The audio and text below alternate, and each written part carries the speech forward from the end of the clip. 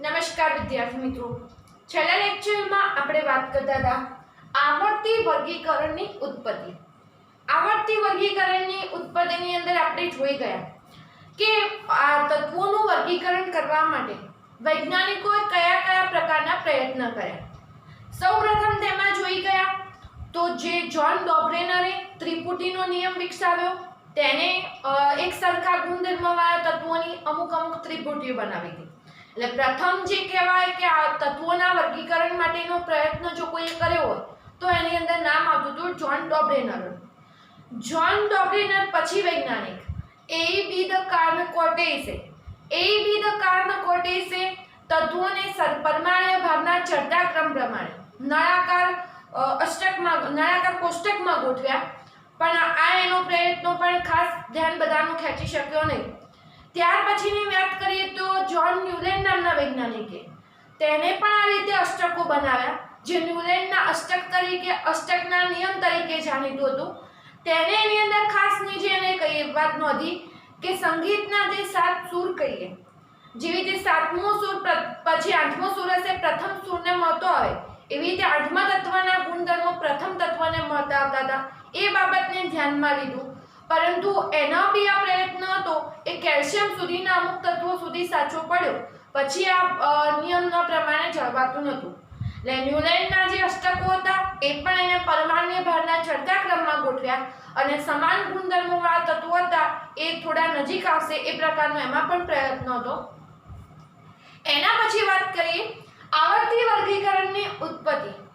અત્યારે આપણે જે આધુનિક આવર્ત કોષ્ટક જાણીતું છે તેનો જે શ્રેય છે એ આધુનિક આવર્ત કોષ્ટક શોધવાનો જે શ્રેય કહીએ છીએ વૈજ્ઞાનિકો જે બે હતા, રશિયન વિજ્ઞાની દમિત્ર મેન્ડેલિફ અને જર્મન રસાયણ વિજ્ઞાની લોથર મેયરના પ્રયત્નોને ફાળે જાય છે.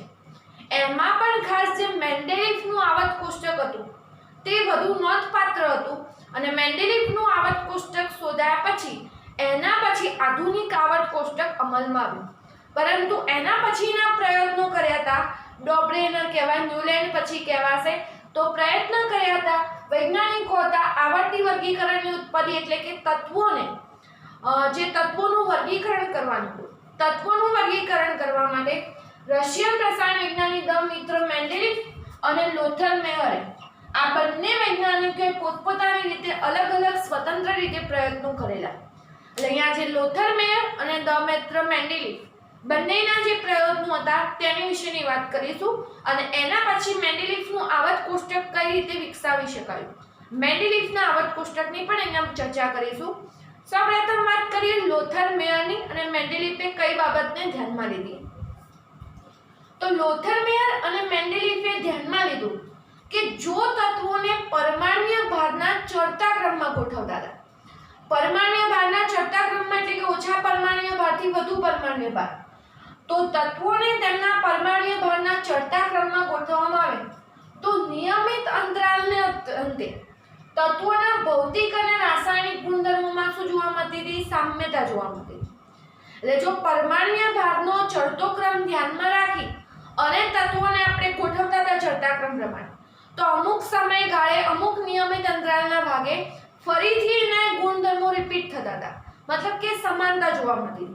આ બાબત દમિત્ર મેન્ડેલિફ અને લોથર મેયર બંને પોતાના અવલોકનો દરમિયાન નોંધ્યું કે કઈ ખાસ બાબત ધ્યાનમાં રાખજો, તત્વોને પરમાણ્વીય ભારના ચડતા ક્રમમાં ગોઠવવામાં આવે અને ચડતા ક્રમમાં ગોઠવતા તો અમુક અંતરાલને અંતે નિયમિત, પાછી એમાં પણ નિયમિતતા હતી, તો નિયમિત અંતરાલના અંતે તત્વોના ભૌતિક અને રાસાયણિક ગુણધર્મો કેવા જોવા મળતા? સ્વતંત્ર જોવા મળતા.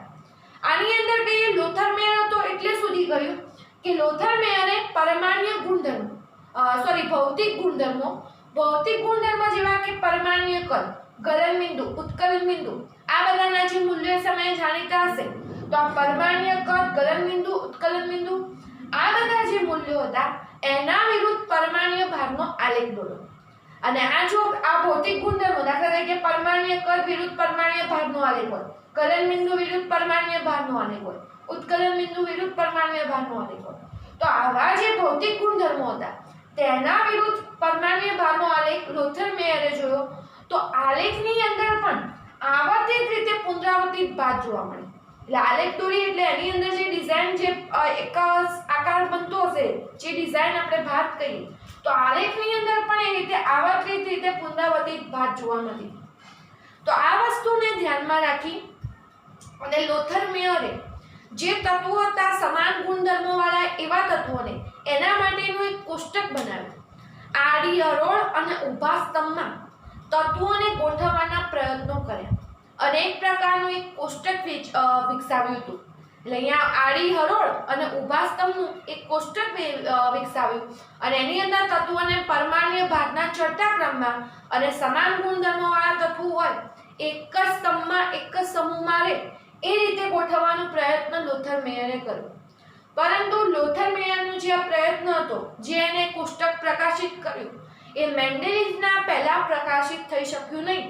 એટલે કે બંને વૈજ્ઞાનિકો લોથર મેયર અને ધ મિત્ર મેન્ડેલિફ હતા, અલગ અલગ રીતે સ્વતંત્ર આખા પ્રયત્નો કરતા હતા. પહેલી મેન્ડેલિફનું આવર્ત કોષ્ટક પ્રકાશિત થાય એ પહેલા લોથર મેયરનું આવર્ત કોષ્ટક પ્રકાશિત થઈ શક્યું નહીં. તેના જે આ પ્રયત્નો હતા એની અંદર કહીએ કે એને જોઈએ એટલું એને એ પ્રમાણે આગળ વિકસાવી શકાયું નહીં. પરંતુ મેન્ડેલિફનું આવર્ત કોષ્ટક કહીએ તો એના પછી મેન્ડેલિફનું આવર્ત કોષ્ટક પ્રકાશિત થયું. પણ મેન્ડેલિફે જે લોથર મેયરે બાબત ધ્યાનમાં લીધેલી એ જ બાબતને બંને સમાન ગાળામાં થયેલા વૈજ્ઞાનિકો હતા, પણ જે લોથર મેયરના પ્રયત્નો હતા એટલે કહીએ કે પ્રકાશિત થઈ અને કે જેને માન્યતા મળવી જોઈએ એ મળી નહીં. અને મેન્ડેલિફનું આવર્ત કોષ્ટક આગળ પ્રકાશિત થઈ શક્યું અને એના ઉપરથી આગળ આધુનિક આવર્ત કોષ્ટકનો એમ કે પાયો નંખાયો. તો હવે આપણે વાત કરીશું મેન્ડેલિફના આવર્ત કોષ્ટકની. એટલે સુધીના પ્રયત્નો તો એક જ જેવા કહીએ લોથર મેયર અને મેન્ડેલિફે બંને એક જ દિશામાં આમ જોવા જઈએ તો કામ કરેલું હતું, પણ લોથર મેયરનું કામ કહીએ તો આગળ એટલું વિકસી શક્યું નહોતું. તો જે આવર્તી વર્ગીકરણ કહીએ, તત્વોનું જે વર્ગીકરણ કરવાની શરૂઆત કહીએ એ તો ડોપ્લેનરે કરેલી, પણ જે આવર્ત નિયમ કહીએ, આવર્ત નિયમ જો સૌપ્રથમ કોઈ આપેલો હોય તો આવર્ત નિયમ આપેલો તો મેન્ડેલિફે. અને આ મેન્ડેલિફે જે આવર્ત નિયમ આપેલો હતો એના ઉપર જ એમાં સુધારો કરી અને આધુનિક આવર્ત નિયમ અત્યારે પ્રચલિત છે એની અંદર. તો શું આપેલો તો આવર્ત નિયમ મેન્ડેલિફે એની વાત કરીએ તો મેન્ડેલિફે જે આવર્ત નિયમ આપ્યો, મતલબ કે જે પુનરાવર્તિત ભાત હશે, જે નિયમિતતા હતી એના માટેનો જે આવર્ત નિયમ હતો. તો ખાસ આવર્ત નિયમ મેન્ડેલિફના આવર્ત કોષ્ટક વિશે લખતા હોય ત્યારે અહીંયા આવર્ત નિયમ ખાસ એની અંદર લખવો પડે કે તત્વોના ગુણધર્મો તેમના પરમાણ્વીય ભારના આવર્તનીય વિધેય છે. એટલે કે તત્વોના ગુણધર્મો હશે પરમાણ્વીય ભારના આવર્તનીય વિધેય, એટલે કે પરમાણુ ભારના આધારે તત્વોના ગુણધર્મોમાં એક પ્રકારની નિયમિતતા, જે રિપીટેશન થતું હતું ગુણધર્મોમાં, આ બધી વસ્તુ પરમાણ્વીય ભારના કારણે એક પ્રકારે જોવા મળતી હતી. એટલે અહીંયા મેન્ડેલિફનો જે આવર્ત નિયમ આપેલો હતો એના માટેનું ખાસ વિધાન કહીએ તત્વોના ગુણધર્મો તેમના પરમાણ્વીય ભારના આવર્તનીય વિધેય છે. હવે મેન્ડેલિફે શું કર્યું તો મેન્ડેલિફે પણ એ જ કામ કરેલું. તત્વોને તેમના પરમાણ્વીય ભારના ચડતા ક્રમ પ્રમાણે આડી હરોળ, એટલે કે જે આપણે આડી લાઈન કહેતા હોય આપણા માટે આડી હરોળ કહેવાશે, અને આ રીતે ઊભા સ્તંભમાં, એટલે કે તત્વોને આડી હરોળ એટલે જે આડી લાઈન મળતી હશે આડી હરોળ, અને આ પ્રકારે જે આપણે સમૂહ કહીએ છીએ એ આપણા માટે જે ઊભા સ્તંભ હશે. આડી હરોળ અને ઊભા સ્તંભમાં તત્વોને પરમાણ્વીય ભારના ચડતા ક્રમમાં ગોઠવ્યા. એટલે અહીંયા મેન્ડેલિફે જે આવર્ત કોષ્ટક વિકસાવ્યું એની અંદર તત્વોને તેમના પરમાણ્વીય ભારના ચડતા ક્રમ પ્રમાણે આડી હરોળ અને ઊભા સ્તંભમાં ગોઠવ્યા. આની અંદર ખાસ ઊભા સ્તંભ જે કહીએ, જે આ રીતે અહીંયા આપણને ઊભી લાઈનો મળતી હશે, તો આ જે ઊભા સ્તંભ કહીએ એની અંદર ઊભા સ્તંભની અંદર જે તત્વો આવતા હોય તેના ગુણધર્મોમાં એક પ્રકારે કહીએ તો સરખા ગુણધર્મો વાળા તત્વો હશે એક સરખા સ્તંભમાં આવે એવો મેન્ડેલિફે ખાસ પ્રયત્ન કરેલો. એટલે અહીંયા મેન્ડેલિફનો જે પ્રયત્ન હતો આડી હરોળ અને ઊભા સ્તંભમાં તત્વોને પરમાણ્વીય ભારને ચડતા ક્રમમાં ગોઠવ્યા. બીજું કે મેન્ડેલિફ આવર્તિતાનું મહત્વ ખાસ રીતે સમજ્યો હતો. આવર્તિતા મતલબ કે જે નિયમિતતા એક અમુક અંતરાલને અંતે મળતી હતી તત્વોના જે ભૌતિક અને રાસાયણિક ગુણધર્મોમાં, તો આવર્તિતાનું મહત્વ મેન્ડેલિફ જાણતો હતો. તો આવર્તિતાને બરાબર નિયમિતતા જે ભૌતિક ગુણધર્મ હશે એ બાબતને સમજ્યા પછી આ કોષ્ટકમાં તત્વોને ગોઠવવાનો પ્રયત્ન કરો. બીજું કે મેન્ડેલીફે તત્વોના વર્ગીકરણ માટે ભૌતિક અને રાસાયણિક ગુણધર્મોને વ્યાપક એવો આધાર બનાવ્યો હતો. એટલે એકલા પરમાણ્વીય ભારને વળગી ના રહેતા મેન્ડેલીફે ખાસ અહીંયા તત્વોના ભૌતિક અને રાસાયણિક ગુણધર્મોને પણ મહત્વ આપ્યું હતું. ભૌતિક અને રાસાયણિક ગુણધર્મોને પણ એને આધારિત રાખી અને આવત કોષ્ટકમાં જે એને મેન્ડેલીફે કોષ્ટક વિકસાવ્યું એમાં તત્વોને ગોઠવવાનો પ્રયત્ન કર્યો કે જેનાથી એક સરખા ગુણધર્મોવાળા તત્વો હોય એ એક સરખા ગુણધર્મોવાળા તત્વ હશે એક જ જેવા સમૂહમાં ગોઠવાય. આવા વખતે જો કોઈ તત્વ પરમાણ્વીય ભારના કારણે એક સરખા સ્તંભમાં ના આવતો હોય તો એ વખતે મેન્ડેલીફ એટલો એમ કે હિંમતવાન હતો, એને કહી દીધું કે તત્વનો પરમાણ્વીય ભાર ખરેખર ખોટો હોવો જોઈએ. એટલે પરમાણ્વીય ભારને ખોટો ઠેરવી અને એક જ સરખા ગુણધર્મોવાળા તત્વોના જે સમૂહ હોય એની અંદર એ તત્વને મૂકી દીધો. એટલે કે પરમાણ્વીય ભાર માપવાનું ભૂલ પડેલું છે એમ માનીને સરખા ભૌતિક અને રાસાયણિક ગુણધર્મોવાળા તત્વો હતા એને એક જ સમૂહમાં એક જ સ્તંભમાં ગોઠવવાનો પ્રયત્ન કર્યો. એટલે બીજું કે મેન્ડેલીફે એક વસ્તુ ધ્યાનમાં લીધી, પરમાણ્વીય ભાર. પરમાણ્વીય ભારના ચડતા ક્રમ પ્રમાણે ગોઠવ્યા. બીજું એને મહત્વ આપ્યું આવર્તિતાને, જે નિયમિતતા જળવાતી હતી. પણ ખાસ બીજું એને પણ એક મહત્વ આપ્યું હતું પરમાણ્વીય જે તત્વો હતા આ તત્વોના વર્ગીકરણ માટેના જે ભૌતિક અને રાસાયણિક ગુણધર્મો હતા તત્વોના એને આધારરૂપ એને ગણ્યા હતા.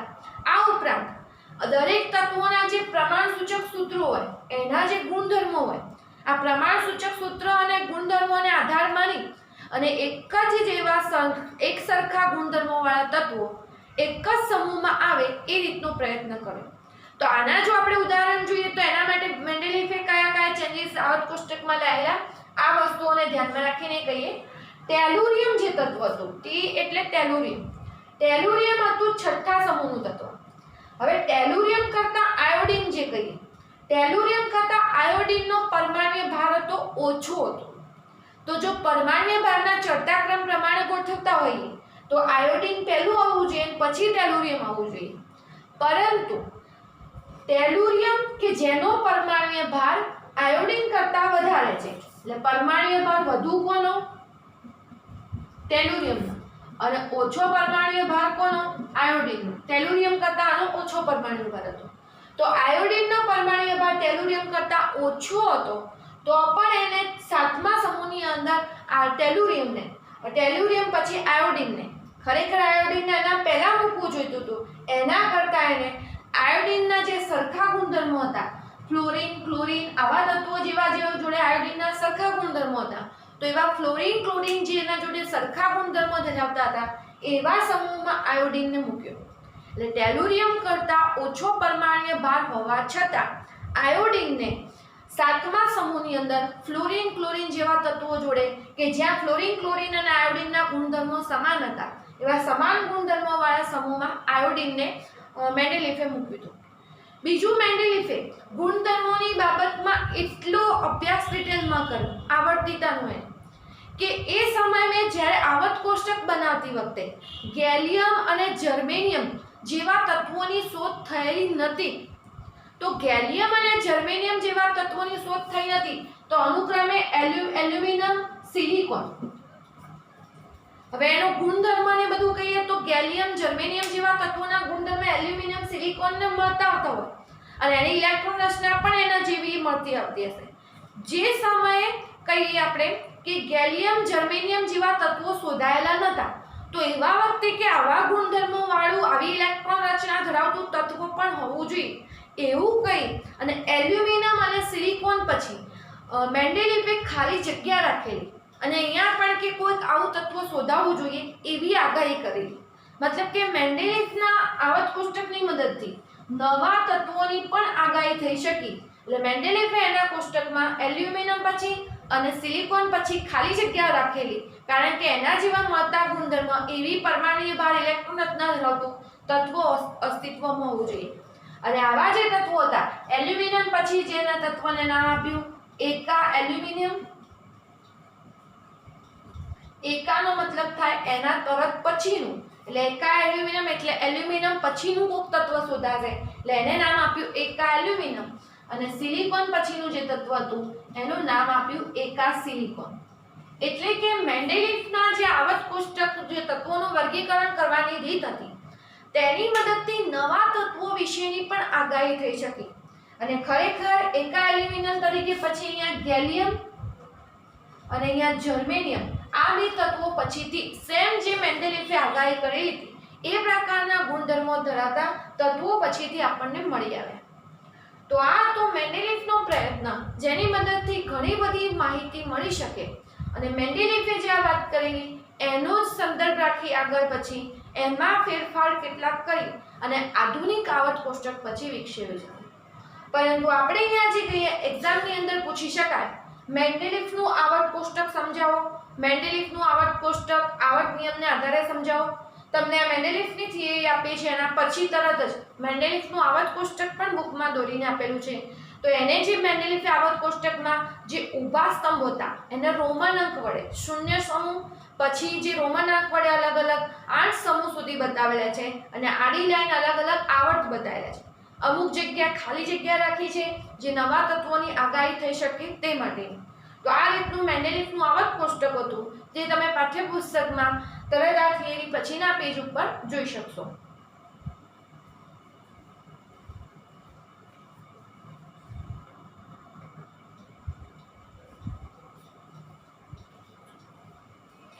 હવે વાત કરીશું આધુનિક આવર્ત નિયમ અને આવર્ત કોષ્ટકનું વર્તમાન સ્વરૂપ. વિદ્યાર્થી મિત્રો, મેન્ડેલિફે જ્યારે આવર્ત કોષ્ટક વિકસાવ્યું, બીજા વૈજ્ઞાનિકોએ પણ આ તત્વોનું વર્ગીકરણ કરવાના પ્રયત્ન કર્યા. તેવા સમયે પરમાણુ જે કહીએ, તત્વ જે કહીએ, તત્વોના આંતરિક બંધારણની મતલબ કે તત્વ જે પરમાણુની મદદથી બનેલું આ પરમાણુ આંતરિક બંધારણ વિશેની એ વખતે કોઈ માહિતી નથી. એ જ સમયમાં પરમાણુ કણો જે કહીએ ઇલેક્ટ્રોન, પ્રોટોન, ન્યુટ્રોન એ બધાની શોધ થઈ હતી. એ બધાની અંદર એની અંદર પણ એ વખતે સંશોધનો ચાલતા હતા. મતલબ કે જ્યારે આ આવર્ત કોષ્ટકના અલગ અલગ સ્વરૂપો વિકસાવે ત્યારે વૈજ્ઞાનિકો તત્વના આંતરિક બંધારણ, ઇલેક્ટ્રોન રચના એ બધા વિશે ડિટેલમાં જાણતા નહોતા. તેમ છતાં એમને આવર્ત કોષ્ટકના વર્ગીકરણ કહી બહુ સરસ રીતે પ્રયત્નો એમના હતા આ વર્ગીકરણ સમજાવવાના. તો હવે એની અંદર આગળ કહીએ તો વૈજ્ઞાનિકનું નામ છે હેનરી મોસ્લે. અંગ્રેજ રાસાયણિક વૈજ્ઞાનિક હતા હેનરી મોસ્લે. તત્વોના જે ક્ષકિરણ વર્ણપટ હતા, અલગ અલગ તત્વો દ્વારા ઉત્સર્જિત થતા જે ક્ષકર્ણ વર્ણપટ હશે તો અલગ અલગ તત્વોના જે ક્ષકિરણ વર્ણપટ હતા એ ક્ષકિરણ વર્ણપટની આવૃત્તિની અંદર નિયમિતતા જોઈ અને આ ક્ષકિરણ વર્ણપટ અલગ અલગ તત્વોના જે ક્ષકિરણ વર્ણપટની આવૃત્તિ હશે એની અંદર એને નિયમિતતા જોયા બાદ પછી એને જે અલગ અલગ તત્વોના ક્ષકિરણ વર્ણપટની જે આવૃત્તિ હશે, આવૃત્તિ ન્યુના વર્ગમૂળ એટલે ન્યુ વિરુદ્ધ એક આલેખ દોર્યો પરમાણ્વીય ક્રમાંકનો અને બીજો આલેખ આવૃત્તિ ઉત્સર્જિત થતા વિકિરણોની જે આવૃત્તિ હશે એના વિરુદ્ધ પરમાણ્વીય ભારનો આલેખ દોર્યો. ખાસ યાદ રાખજો, હેનરી મોસ્લે જે જુદા જુદા તત્વોના જે ક્ષકિરણ વર્ણપટમાં ઉત્સર્જિત થતા વિકિરણની આવૃત્તિ હશે આ ઉત્સર્જિત થતા વિકિરણની આવૃત્તિ વિરુદ્ધ પરમાણ્વીય ક્રમાંકનો આલેખ દોર્યો અને ઉત્સર્જિત થતા વિકિરણોની આવૃત્તિ વિરુદ્ધ પરમાણ્વીય ભાર કહી શકાય, પરમાણ્વીય ભારનો આલેખ દોર્યો. તો હવે જે આલેખ દોર્યો એની અંદર જે ઉત્સર્જિત થતા વિકિરણ આવૃત્તિ વિરુદ્ધ પરમાણ્વીય ક્રમાંકનો જે આલેખ દોર્યો આ આલેખ જોવા મળે તો સીધી રેખા, જ્યારે પરમાણ્વીય ભારનો જે આલેખ હતો તે સીધી રેખા મળતો નહોતો. એટલે કે ત્યારથી હેનરી મોસ્લે જે આવર્ત નિયમ હતો આ આવર્ત નિયમની અંદર સુધારો કર્યો અને આવર્ત નિયમની અંદર સુધારો કરી અને આવર્ત નિયમ જે નવો આપ્યો જે નિયમ આપ્યો તે આધુનિક આવર્ત નિયમ તરીકે ઓળખાય છે. અને આ આધુનિક આવર્ત નિયમ હતો કે તત્વોના ગુણધર્મો તેમના પરમાણ્વીય ક્રમાંકને આવર્તનીય છે.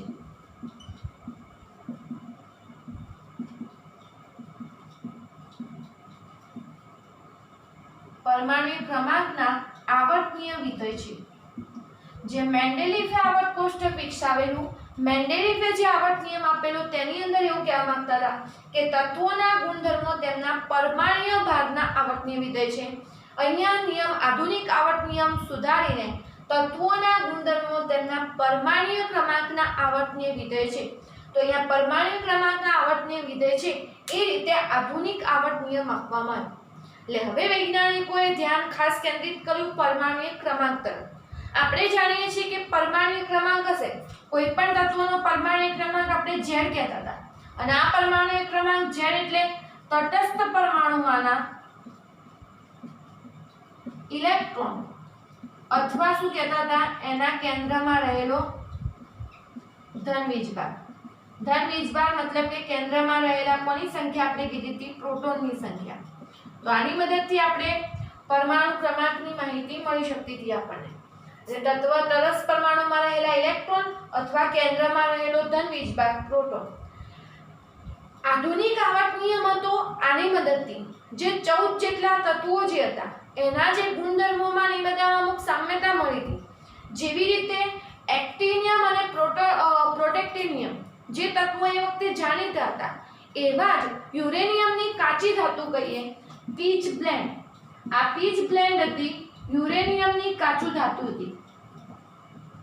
તો આ યુરેનિયમની કાચી ધાતુ પીચ બ્લેન્ડની અંદરથી નેપ્ચ્યુનિયમ અને પ્લુટોનિયમ જે એક્ટિનિયમ અને પ્રોટેક્ટિનિયમ જે તત્વો હતા એના જેવા મળતા ગુણધર્મોવાળા આવા નવા તત્વો વિશેની પણ આધુનિક આવર્ત નિયમની મદદથી ફરીથી અહીંયા વૈજ્ઞાનિકો આગાહી કરી શક્યા. એક રીતે જોવા જઈએ તો તત્વોના ગુણધર્મો કહીએ, તમે પરમાણુ ક્રમાંકની વાત કરતા હોય એટલે એના જોડે સંકળાશે ઇલેક્ટ્રોન, અને ઇલેક્ટ્રોન સંકળાશે તો એક પ્રકારની રાસાયણિક પ્રક્રિયા, ભૌતિક રાસાયણિક ગુણધર્મો એ બાબતમાં તમને સમાનતા જોવા મળતી હોય અને તત્વોને આપણે ગોઠવી શકીએ. તો આના પછી આવર્ત કોષ્ટકના વિવિધ સ્વરૂપો વિકસાવવામાં આવ્યા, અને વિવિધ સ્વરૂપો આવર્ત કોષ્ટકના વિકસાવવામાં આવ્યા. આની અંદર ઘણા વૈજ્ઞાનિકોએ રાસાયણિક પ્રક્રિયાઓને મહત્વ આપ્યું, ઘણા વૈજ્ઞાનિકોએ ઇલેક્ટ્રોન રચનાને મહત્વ આપ્યું. પરંતુ એના પછી જે આધુનિક આવર્ત કોષ્ટક વિકસાવવામાં આવ્યું એની અંદર મેન્ડેલિફના આવર્ત કોષ્ટકની અંદર જે આપણે કહીએ રોમન આંકની મદદથી 0 થી માંડી અને I થી જે VI એવા રોમન આંક નંબર આપવામાં આવ્યા હતા. એ વસ્તુ જે ઊભી લાઈન હતી એ ઊભી લાઈન જે આપણે કહીએ તો ઊભા સ્તંભને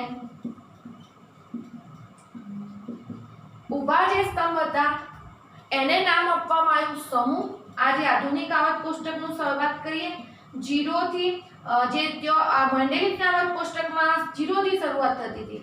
આધુનિક આવર્ત કોષ્ટકમાં જે ઊભી લાઈન ઊભા સ્તંભ હતા એને સમૂહ તરીકે લખવામાં આવ્યું, અને આ સમૂહને 1 થી 18 એવા IUPAC ની ભલામણ પ્રમાણે નંબર આપવામાં આવ્યા.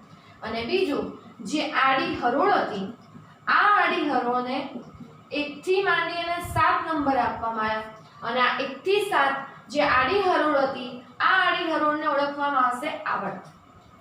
એક જ જેવા સમૂહની વાત કરતા હોય તો એક જ જેવા સમૂહની અંદર એની જે બાહ્ય ઇલેક્ટ્રોન રચના હશે આ બાહ્ય ઇલેક્ટ્રોન રચના એની અંદર સમાન જોવા મળતી હતી. દાખલા તરીકે NS1 હોય તો પછી 2s1 3s1 4s1 એ જ બધા તત્વો એમાં આવતા હોય.